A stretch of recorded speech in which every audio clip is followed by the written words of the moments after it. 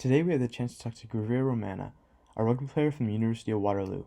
We discussed his career and dove deep into what it was like to play rugby at a university level. G is an absolute animal and we loved talking to him. It was exciting to hear a different perspective on what a rugby player has to go through. Also, at the start of this episode, we brought on another local podcast, Chump. It was amazing to hear another podcast story and tips on how we could get better as a podcast for the listeners. Go check them out and enjoy the interviews. Please welcome to the podcast for a segment, Brady Gurvir of Chump Talk. So how's everything going?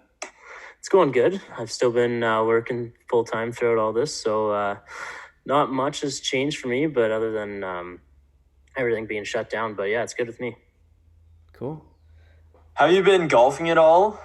Yeah. I actually, it was my first year ever. I got a membership at the Elmira golf course. That's where I went to high school. So a bunch of my buddies went there, and they have a really cheap discount until you're over 30, I think it is. So this is my first year getting a membership there. Cool. Oh, that's cool. You enjoy it, I'm assuming. Yeah, I'm enjoying it. I suck though. I shot I think 114 my first 18, and then I brought her down to 94. So big improvement. Yeah, that's really good. That's good. But That's impressive. I'm hoping to get in the 80s a couple times. Or if I'm not in the 80s by the end of the summer at the amount I'm going to golf, then I should never be allowed a membership again, I'd say.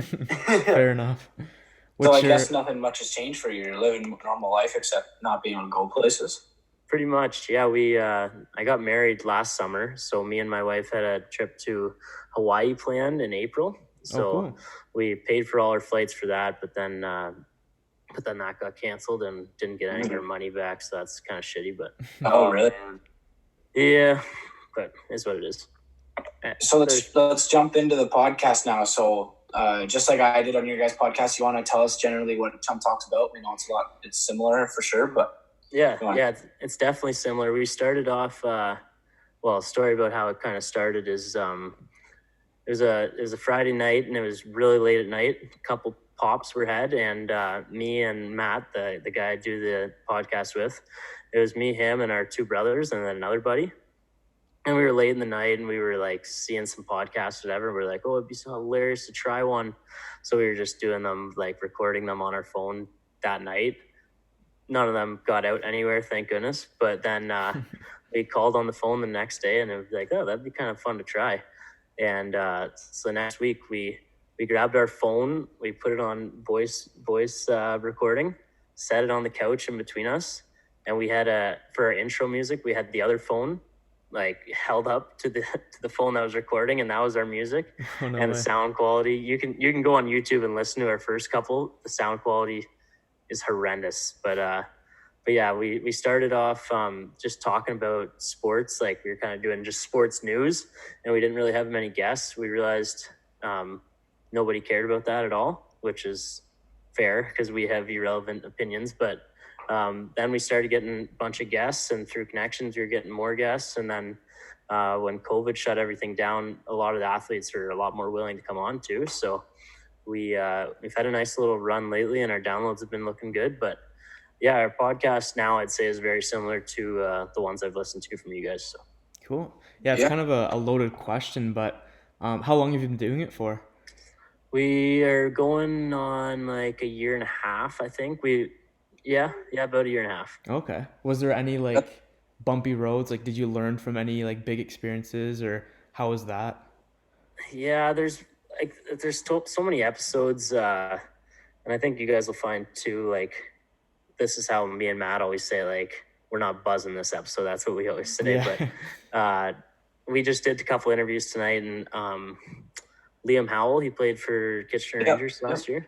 We just interviewed him, and I just felt like all my questions were so stupid. Mhm. But Matt kind of picked me up, I thought, a little bit, and it's gone vice versa. But there's lots of episodes, and I think you guys will feel this too. Like, a question will come out of your mouth and be like, what the hell does that even, like, how do you answer that question? What does that even mean? So 100%. there's been lots of times like that, and lots of highs and lots of lows. Like, we'll think we have a great episode, and then we'll check out the downloads, and the first couple days is just brutal. We're like, what the but then there'll be some surprising ones. Like, we thought we're not getting any downloads on this, and it's in our top 10 or something. So it kind of goes up and down like that.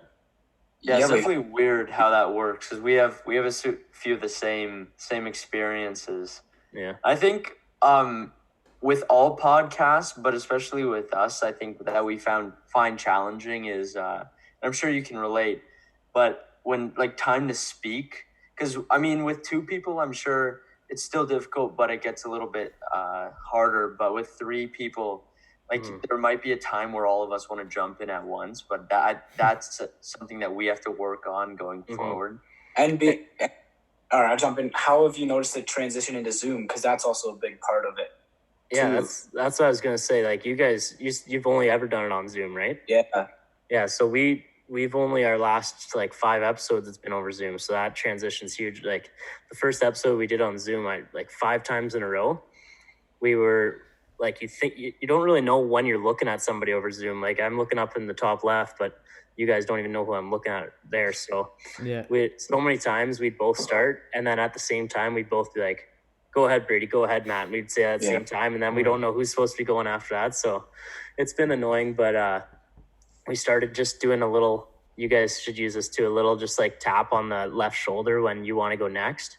And then we're kind of seeing that. So we're learning a bit that way. But yeah, every interview we've been together until the last 5, except for the one I was on my honeymoon, I called in for it. But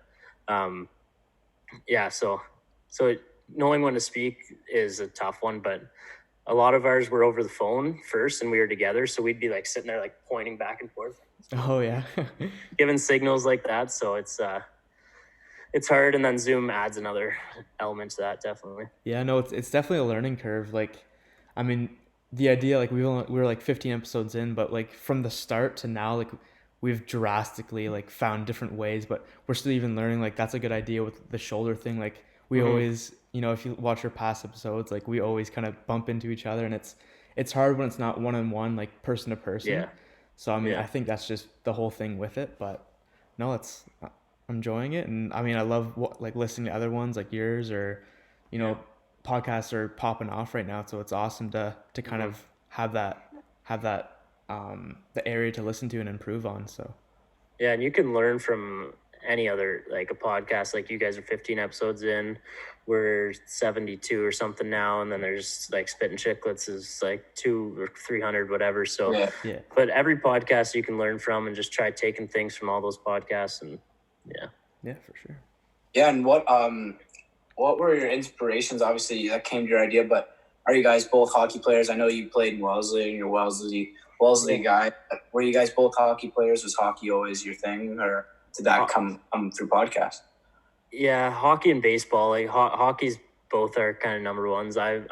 We both love baseball, and we never played football. We love watching the NFL too. We're just big time sports junkies, and every time we hang out, we end up talking sports.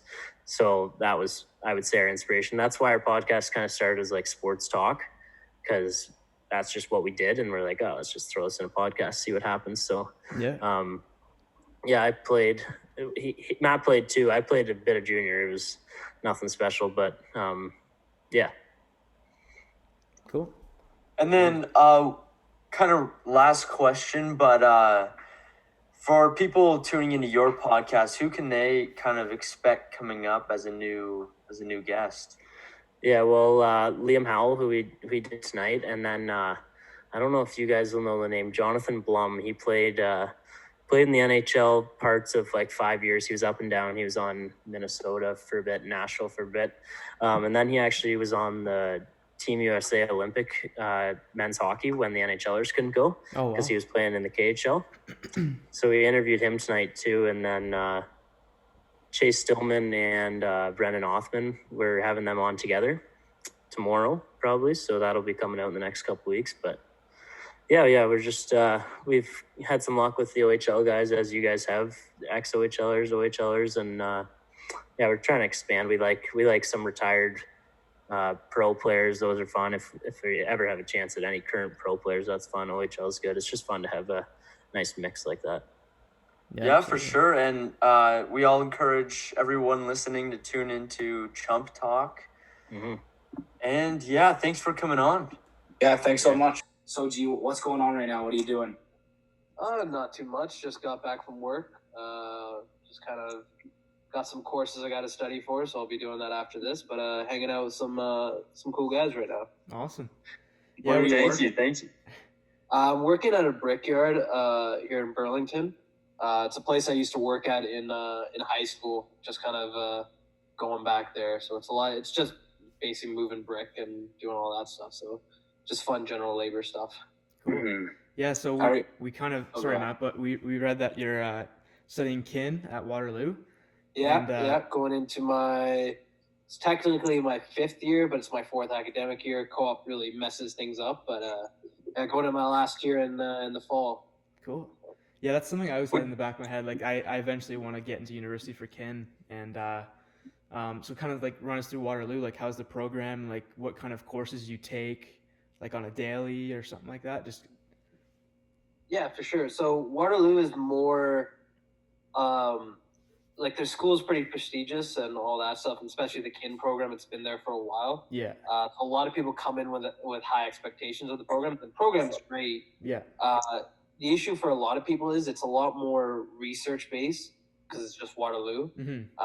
So a bunch of people come in there looking for more practical, hands-on courses. You really don't get that at Waterloo until about your 4th year, your 3rd or 4th year. But it's a bachelor's of science, so you have to take all the general science courses and all that stuff. So yeah, a lot of people don't enjoy that, but I really love the program at Waterloo. Really, your first 2 years are kind of, they just give you courses general science courses you have to take. But later on, you get to take some pretty interesting courses, get really specific into. Basically, they branch off into either biomechanics, neuroscience, or nutrition. okay, You can get pretty in depth depending on right, which sort of field you want to go into. okay, cool.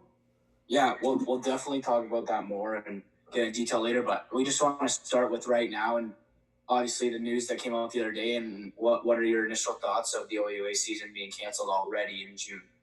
I'm pretty disappointed. It was kind of one of those things you kind of knew it was coming, but you're really hoping they're just going to delay it until some miracle happened that we'd be able to play.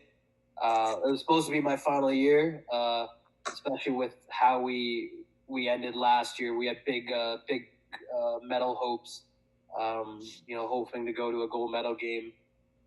But then, got knocked out of the bronze medal game. So a bunch of the boys were amped up to get back into it, get back to training, and just feel gutted for all of us returning guys who really don't get our last season. But it's been a fun ride. I've enjoyed my 4 years, so can't ask for too much more, I guess. Now, you play a really cool sport. We haven't had anyone on the show yet who plays rugby, but would you be able to go through your career with rugby? And we've researched that you played football as well. So is there any connection with that? Yeah, so I started playing rugby in high school. It was grade 9, and it was just one of those things. I didn't initially play. So rugby was a spring sport, football was a fall sport. Didn't play any sports that year, and my math teacher was our rugby coach. So I just kind of went up to him saying like, "Hey, I kind of want to do something sports-wise. Can I come try out for the team tomorrow, whenever the practice is?" And so I got a chance to start up in high school and been playing. Man, I must have played close to 10, 15 seasons or so. UW, high school, and then club seasons kind of all combined. When it comes to with football, rugby's pretty similar in the sense of that sort of team atmosphere and all that stuff. So a bunch of the guys who I played football with, I tried to get to play rugby. Some football players are a little soft though; they don't want to tackle without pads. So took some convincing to get the boys out there. But everybody I got to end up playing rugby from football said they loved it. They wish they played from grade 9 or whenever they had the chance. So rugby's definitely one of those sports that I think needs to be sort of, a lot of people need to try it more because it's not for everybody, but for the people it's for, it's really for them. It really takes over your sort of whole lifestyle, and it's becomes a part of you, kind of deal. For sure. That's such a stupid cliche, but it's really true. Yeah, no, that's true, and it's always cool because I mean, I've dabbled in so many sports, but rugby was always the one that I kind of wanted to try and didn't really get the chance to. Like my high school doesn't have a rugby team, but I mean, it looks similar to football, and it's such a different game. Like, um, it's unique with the team aspect, but like, did you have any injuries along the way? Like, it's that's the thing. It's so rough without the pads. Like, you probably have. Where do you want me to start? Yeah. Yeah, give us some injury stories. So had shoulders are kind of the big one just because of the tackling and all Right. that stuff. So I've separated both my AC joints. Oh wow. I couldn't tell you how many times. Those are kind of just like they happen through the another thing with rugby, especially at the university level, is you kind of never stop. So we start playing in, our university season starts in the fall. So training camp starts in August. You go to about November. Then once the season's done, you start playing sevens from January to March. And sevens is basically so 15s is the usual brand of rugby that you see throughout kind of most of the world. And then sevens is basically the same sort of game, but instead of 15 players on the field, there's 7. Okay. A lot more space to cover, a lot more running. It is tiring as hell, but it's also a pretty cool aspect of rugby. And then you get right when you're done sevens, you're into your club season. So from May to August, you're playing clubs. So it's kind of an endless cycle of like this summer is the first time I haven't been playing rugby for 4 years or something like that. Wow. So there's no off season. It's always just go to go. Yeah, you're kind of go. So the Wow. injuries sort of pile up. So yeah, the shoulders multiple times. I've had 2 diagnosed concussions. I tore my hamstring this past a couple years ago now. That was a rough one. And then a couple meniscus strains and ankle sprains and all that stuff. So Yeah. broken fingers, stuff like that. So Wow. I think it's really interesting to get the perspective from someone who's played both sports, because there's a lot of controversy between football and rugby. yeah. In your opinion, how would you put? To start off, for like background for people who are listening, rugby obviously you have no pads, but a lot of people say it is safe or as safe as football because of the technique in tackling, right? Yeah. Now, from someone who's played both sports, how would you say the injury risk is connected? So I would say, in my opinion, rugby is 100% safer. The issue with football is like once you put a helmet on somebody, they feel like they're invincible. So I'm assuming you guys have watched some NFL games. The tackling that's probably the worst tackling I've ever seen in my life. Yeah. These guys just kind of throw their body, at them, and you get a lot of guys who just get it. It doesn't take very much. You get your head in the wrong place one time, and there goes your career, or your life, basically. A lot of things with rugby, even though, guys are more aware of their body because they don't want to smash their face against someone else's knee. But the rules around tackling have gotten a lot better in the sense that you can't do a shoulder charge. So that's basically in football where you see the guys just kind of Targeting. Yeah. as hard as they can. You have to make an attempt to wrap. If you don't wrap, it's a penalty. And very strict now where they're giving yellow cards and red cards. So yellow cards if you get a yellow card, you're off for 10 minutes. If you get a red card, you're off for the game. So if you don't wrap, that's potentially a yellow card. If you pick the person up and then what they call is putting them over the horizontal. So if their legs come up over where their shoulders are, that's called a tip tackle or a dump tackle. That's a yellow card nowadays. The last World Cup they just had in basically September, I think they blew the amount of yellow cards they gave in that tournament surpassed the last 4 or 5 World. Don't quote me on that. I'm not sure. But Yeah. there's a lot more emphasis on safety when it comes to tackling Gotcha. nowadays, especially with concussion risks and all that stuff. So I would definitely argue rugby is safer than football. Yeah, because I've heard that before with rugby players saying that, because for a little background as well, Nate and I played football. So we got that background with, and we know exactly what you're saying. Like when you have the pads on, you feel like you can do anything. So Yeah, it is really interesting hearing another perspective when you're playing without pads. Yeah. And I guess when you don't have pads, you don't want to get hurt, and the other guy doesn't want to get hurt. So you also have that in mind as well. Yeah, it's a lot. Like you're going full out on everybody, but there's more of it's just the rules and the way they teach. Like the way I was taught tackling in football doesn't make any sense to me because they teach you to go your head across the body so that it's more important to make the tackle than make sure your head's not in the way of someone coming at you. Yeah. But in rugby, if you put your head on the wrong side, all it takes is for one guy to hit you with a knee in the nose. Yeah. And there it goes. So. Yeah, that makes sense. So, one thing that I'd like to jump in that we didn't touch about, just you started in high school and like what is that like playing sport? Like for like I'm a hockey player, they're all football players and they had the option to play when they were 7, right? And I had been playing in a league since I was 6. What is it like in the rugby culture? And is there even leagues at that for people who are before high school? There are. There's a lot of like touch rugby stuff for younger. Like I think the youngest age you can be is like 6 or something. But it's not very well known. Like I don't know many people that I've played with that didn't start before high school. Right. So it just seems like everybody's kind of starting at that level, which is a blessing and a curse. And the blessing in the sense that, all right, I don't feel too scared by this sport because everybody's at the same level I am. But on the other hand, the quality of the game could be so much better if we started off at a younger level. When I started, it was basically just one of those. I just want to try this out, and man, it's the most confusing game. I don't know where I heard this from, but rugby is organized chaos, and that's probably the best way to describe it. It's the first 2 years of me playing. I didn't really know what was going on. You kind of know, all right, if I get the ball, I run straight.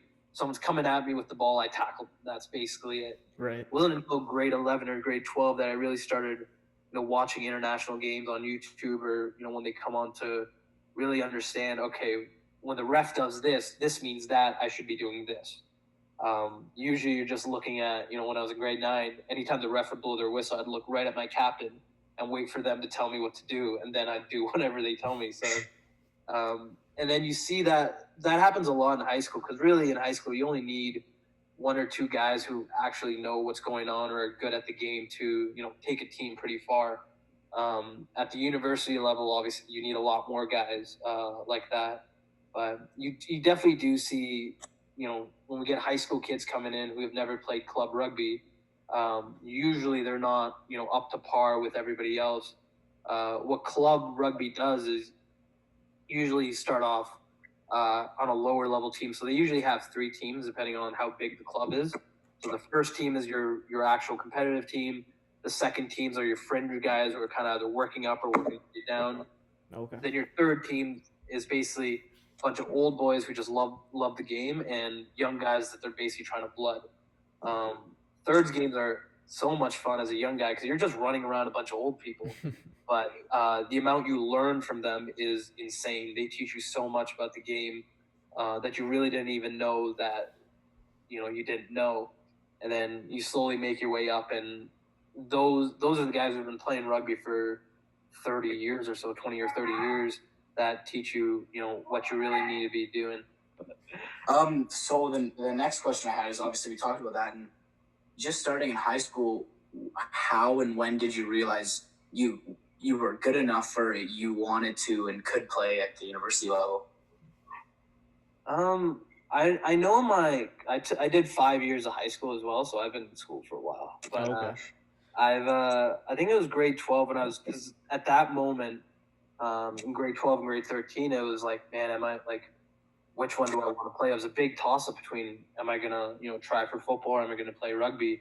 And it was a decision that it took me probably 6-8 months to really sort of think about and like make, because I at the time I loved both sports equally. Looking back at it, I think I'm crazy to think that I would have wanted to play football instead of rugby, but it was just one of those things when you play high school, you see the competition, you feel, okay, I'm good, I'm decent. And then my grade 12 year, I played for Burlington Centaurs, their club team, for the first time at the U18 level.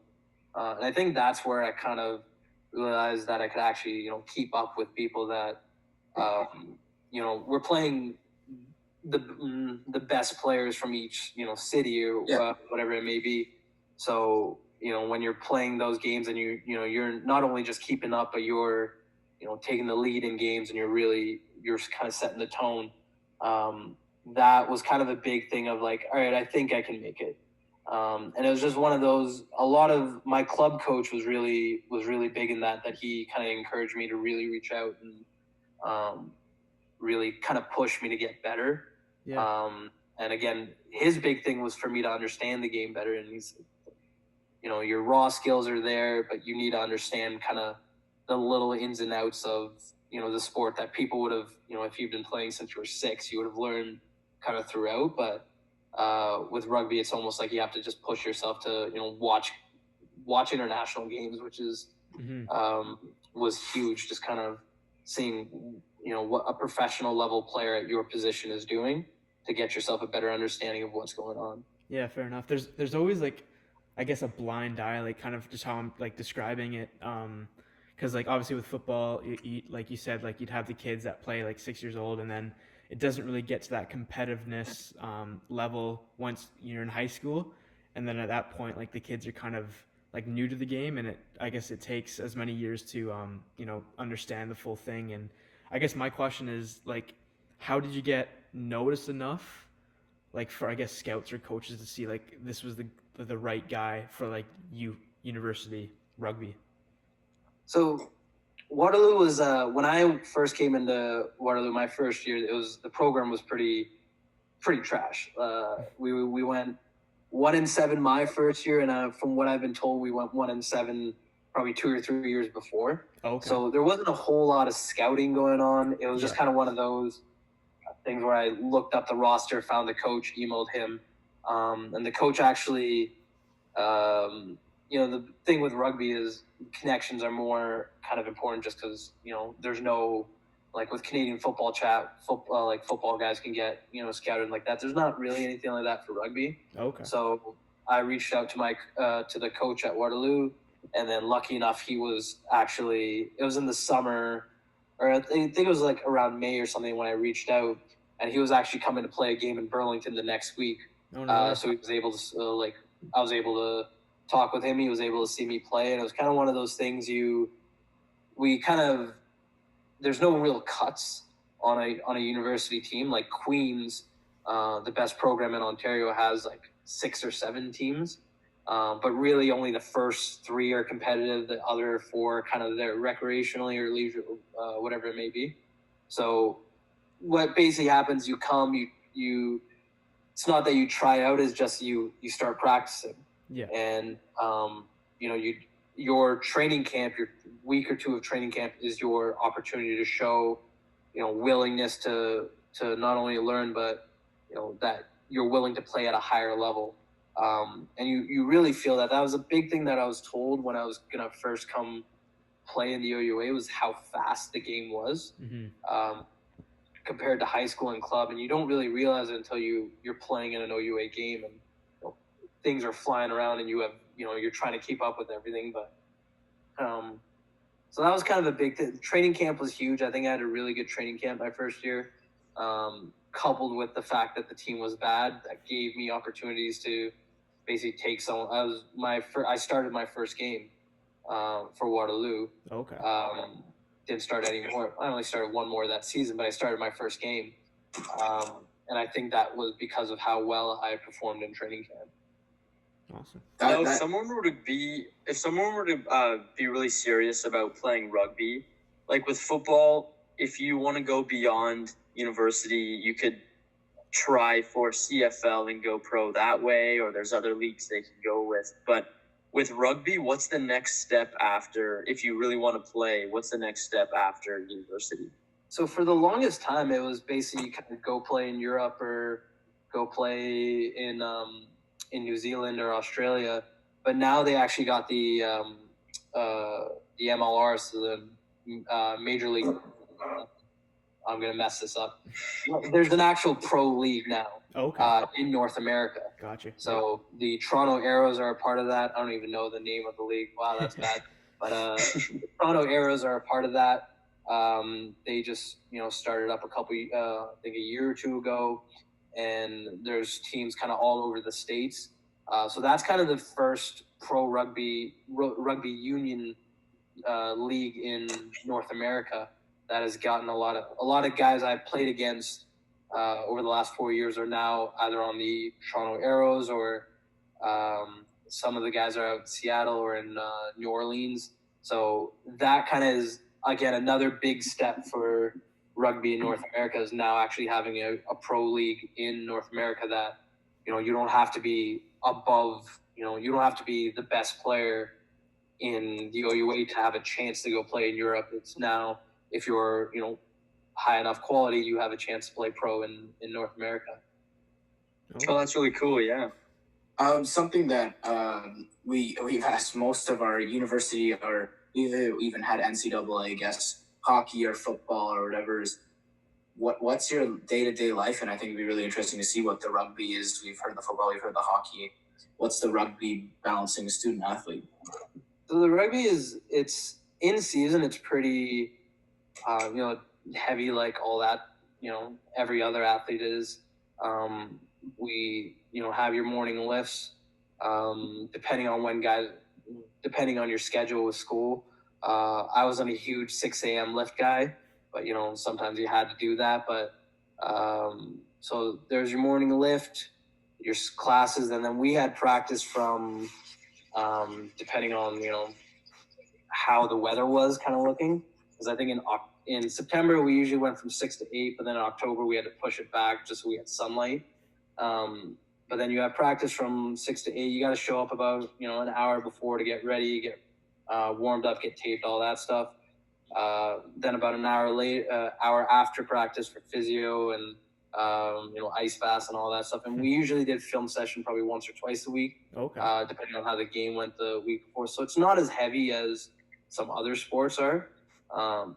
Really, because there's not much with rugby that you can do film session wise, unlike football where film is kind of your big way to scout the next team. With rugby, it's a lot more of working on your own system, your own defensive scheme, trying to improve that week to week. So there's only so much you can do, so much in film you can see that'll help you. It's more about just kind of being on the pitch and kind of going from there. Yeah, it still sounds like a grind. Like that's crazy. Like especially being a student at university, I could imagine. Like, how was your schoolwork with rugby? Like, did you find it was hard to time manage, or was it fairly easy? I found I usually did better during my rugby season than even though we did play sevens in the winter season. Yeah. I just think the extra, okay, now I have to, like, I have 2 hours and I have to do my work, was a lot better than having a lot more free time. Yeah. So it's a weird thing. It's kind of counterintuitive, but you kind of just get lazy when you don't have other things going on. It's like, I'll get my assignments done whenever. But rugby was a big thing that kind of kept me on track and a little more structured. Yeah, it was pretty good. You had a bunch of guys in my year. There's 2 or 3 guys. We were all in kin. And then you had a bunch of upper years who were in kin before you. So, they kind of help you out if you have any struggles with that. So that was always the big thing, because you could just go right before practice. Hey, I got some questions, could I ask you after practice? And they'd be more than willing to help you out. So. But we, in one of our previous episodes, we got the opportunity to interview Andrew Hoff, and he does a lot of work with the Waterloo program. So would you be able to talk about how it was like working with him and that whole experience? Yeah, Hoff's great. I ended up doing like an internship with him, helping out with the actual strength and conditioning program. A lot of his, because he's got a lot in his plate, a lot of his stuff is more with, there's tiers of athletics. So he's mainly focused with tier 1 sports, where rugby, I believe, we're still kind of tier 2, tier 3 kind of area. So we didn't directly work with Hoff. We mainly worked with, one of his interns or whatever it may be, kind of gave us the program and helped us out throughout. but all the testing kind of was done with him, and Hoff's great. He's awesome. He I don't know how that can, you want to talk about having stuff on your plate. That guy has like his own gym. He's got the St. Louis Blues thing going on, and then all these sports at Waterloo. So he was a great atmosphere builder. I think that was kind of the big thing that he wanted to, when he came back to Waterloo to become the head strength coach there, was build an atmosphere of hard work and that winning mentality. Waterloo's come a long way in the 4 years I've been there so far, with how they treat their athletics. Again, Waterloo is meaning the academic school, so nobody kind of came here for sports. Yeah. Unlike a Guelph or a Queens or a McMaster. But now we're sort of getting used to sort of seeing new recruits come in that are highly touted, and I think that a big part of it's due to him and what he's done for the atmosphere of athletics there. Yeah, that's really cool. He probably appreciates hearing that as well if he listens to this episode. But shout out my man Hoff. Yeah, exactly. Did you ever But just train kind of with him? wrapping it up, and we also want to thank you very much for coming on today. But I guess the last question we have for you is, what's next on your journey? You said that you're 5th year coming back, so definitely a lot of schooling. But yeah, what's going on next? Probably more schooling, to be honest with you. I'm looking to. One of the things I've sort of become really interested in over the 4 years is injury prevention. Okay. And so Waterloo does a great job with their ergonomics. So changing workplace settings or all that stuff. I'm more interested with sports injuries and how we can make, basically more of the strength and conditioning side, how we can make athletes stronger to help reduce the injury risk. So one of the projects I'm hoping all this COVID stuff kind of passes through, that I'm allowed to do this basically it's my undergrad thesis, looking at if training neck musculature can help reduce concussion risk. Okay. So that's kind of an interesting topic that I want to look into, and I've looked into a few grad programs. University of Calgary has some cool sports science stuff going on out there.